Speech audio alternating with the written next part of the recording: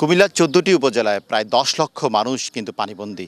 এই পানিবন্দিতে মানুষগুলো কুমিল্লার বেড়িবাঁধ, গোমতীর যে বেড়িবাঁধ ভেঙে বুড়িচং এলাকায় প্লাবিত হয়েছে, সেই সাথে শালদা নদী ভেঙে ব্রাহ্মণপাড়া উপজেলা প্লাবিত হয়েছে।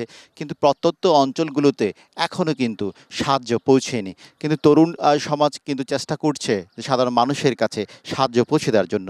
এই যে আপনার বাড়ি এখনও প্রায় গলা সমান পানি, কি ত্রাণ কি পৌঁছেছে? ত্রাণ কিছু কিছু লোক দেয়, কিছু কিছু লোক দেয় না। মানে অনেক লোক কষ্ট করে তো আসতেছে না, এখানে পানি বেশির কারণে আসতেছে না। সামনের রাস্তার সাথে যাদের বাড়ি তাদেরকে দিয়ে চলে যায়, ভিতরে কেউ আসে না, খুব কম আসে লোকজন। আসলে সামনের যে রাস্তার সামনের যে বাড়িগুলো, সেই বাড়িগুলোতে কিন্তু সাধারণ মানুষ কিন্তু ত্রাণ পাচ্ছে, এবং প্রত্যন্ত অঞ্চলগুলোতে যেখানে নিচু জায়গা, সেই জায়গায় কিন্তু এখনও ত্রাণ পৌঁছেনি।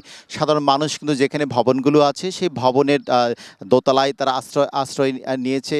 সেই মানুষগুলোকে আমরা দেখতে পাচ্ছি দোতলায় আশ্রয় নিয়ে। নৌকাই হচ্ছে একমাত্র বাহন হিসেবে দেখা যাচ্ছে এই এলাকাগুলোতে। এখন কিছুটা পানি কমেছে, কিন্তু মানুষের কিন্তু দুর্ভোগটা এখনও কমেনি। তবে দরকার প্রয়োজন মতো প্রত্যন্ত অঞ্চলগুলোতে সাহায্যের হাত বাড়িয়ে দেওয়া। গতকাল সেনাবাহিনী হেলিকপ্টার যোগে কিছু ত্রাণ দিয়েছে, সেই সাথে দল মত নির্বিশেষে কিন্তু সাধারণ মানুষ কিন্তু এগিয়ে এসেছে সাহায্যের হাতটুকু। কিন্তু এই সাহায্যটুকু নৌকা যোগে প্রত্যন্ত ঘরগুলো বেছে বেছে তাদের কাছে খাদ্য সামগ্রী, শুকনো খাবারগুলো পৌঁছে দেওয়া এখনও প্রয়োজন রয়েছে।